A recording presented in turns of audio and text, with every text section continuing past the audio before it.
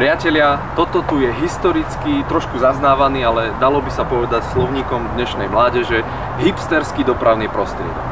Ak sa ešte nepoznáte, tak toto tu je poď. Zoznamte sa.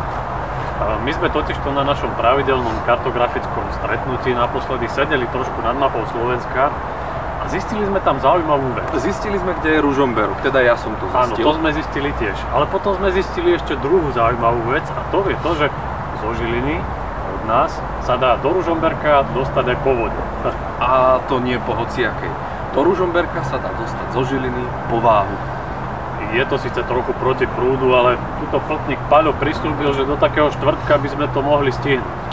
A prečo do štvrtka, to je asi tiež dôležitá informácia, pretože divadlo Na hrane odohrá vo štvrtok 15. oktobra o 19. v Panoptiku v Ružomberku svoje divadelné predstavenie. Takže my sa na vás samozrejme tešíme v Panoptiku vo štvrtok o 19. a možno tam spolu dotiahneme aj Paľa, ak sa nechá ukecať.